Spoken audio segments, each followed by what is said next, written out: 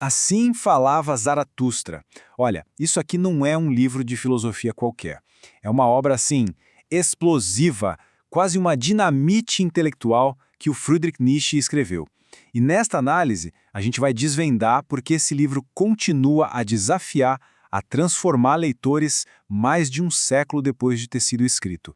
Pode esquecer aquela ideia de filosofia de poltrona, sabe? Ler Zaratustra. É como levar um soco, de verdade, bem no estômago da complacência. É um desafio direto ao nosso modo de vida, um chamado para a gente despertar, e tudo isso apresentado de um jeito único, uma mistura poderosa de poesia e ficção. Então, vamos começar pelo começo, né? Entendendo quem era o homem por trás dessa obra. O Nietzsche se via como um filósofo com um martelo, sabe? Pronto para quebrar aquelas ideias antigas, confortáveis, que nos mantinham parados no mesmo lugar.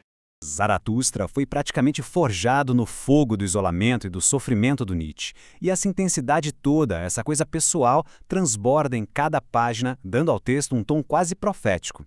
E o mais maluco é que, embora tenha sido escrito lá no século XIX, as palavras dele parecem conversar diretamente com os desafios que a gente enfrenta hoje. Agora a gente entra no primeiro grande pilar do livro. Imagina a cena. Zaratustra, o profeta que Nietzsche criou, desce de uma montanha depois de 10 anos sozinho. E ele não traz palavras de conforto, não. Ele traz um diagnóstico chocante para a humanidade. E aqui está o ponto central. A famosa frase "Deus está morto" não é, tipo, uma declaração de ateísmo. É um diagnóstico cultural. O Nietzsche percebeu que a base da civilização ocidental, aquela crença numa ordem moral absoluta e divina, estava desmoronando. E isso criava um vácuo, um vazio de sentido, um perigo que ele chamou de niilismo. E a grande questão que fica é: o que sobra pra gente quando o abismo se abre? Ok. Depois de apontar o problema, o niilismo, o Nietzsche, pela boca de Zaratustra, oferece uma solução. Mas uma solução radical. Ele não oferece um Deus novo, nada disso. Ele oferece um novo objetivo para a humanidade, o Übermensch, que a gente traduz como o além do homem. É muito importante entender isso aqui. O Übermensch não tem nada a ver com dominar os outros. Tem a ver com dominar a si mesmo. É sobre o indivíduo que supera a própria preguiça, a própria acomodação, para se tornar o autor da própria vida. Sabe, o artista da sua própria existência, criando os seus valores em vez de só seguir o que a moral de rebanho dita. E essa é uma das metáforas mais fortes do livro todo. O ser humano não é um ponto final. Ele é uma ponte. Uma corda esticada sobre um abismo, como diz o Pesto, entre o nosso passado animal e um futuro que nós mesmos temos que criar. Ou seja, somos uma transição perigosa, e o grande objetivo é conseguir atravessar essa corda. Aqui o contraste fica bem claro, né? De um lado, o caminho do rebanho. Ele é seguro, é confortável, mas é anônimo. Do outro, o caminho solitário, desafiador, do além do homem, que exige a coragem de ser diferente, de forjar o próprio destino. Certo. Mas então, como saber se alguém está nesse caminho certo? Para isso, o Nietzsche propõe um experimento mental. É o teste definitivo de caráter, para avaliar a força de uma pessoa de verdade. E esse teste se chama o eterno retorno. Se preparem, porque essa é uma das ideias mais profundas e desafiadoras de toda a filosofia. E veja bem, não é uma teoria sobre o universo, mas sim um exercício mental feito para a gente conseguir pesar o valor da nossa própria vida.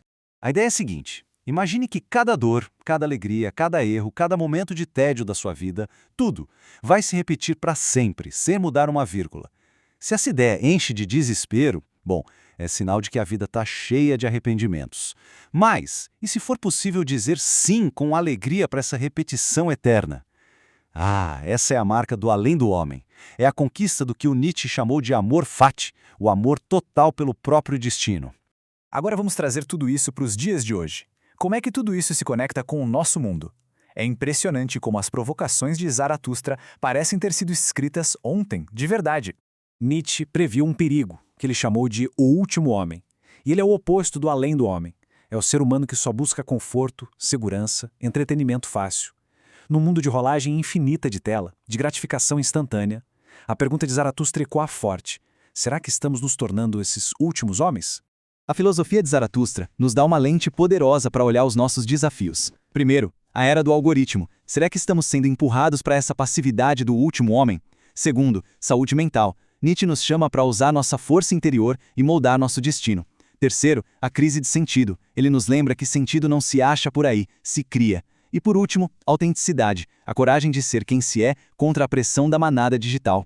E essa citação, nossa, ela resume a mensagem perfeitamente. O crescimento, a criatividade, a grandeza de verdade não nascem do conforto, da ordem. Nascem da nossa capacidade de abraçar e organizar o nosso próprio caos interior. É a luta que nos permite criar algo realmente belo, uma estrela dançarina. No fim das contas, o objetivo de Zaratustra não é dar respostas prontas. É nos forçar a fazer as perguntas mais difíceis. Não é um livro que pede concordância, mas um que exige um despertar. Um despertar para nossa própria potência. A questão que fica não é o que Nietzsche pensava, mas o que cada um faz com esse chamado tão poderoso para despertar.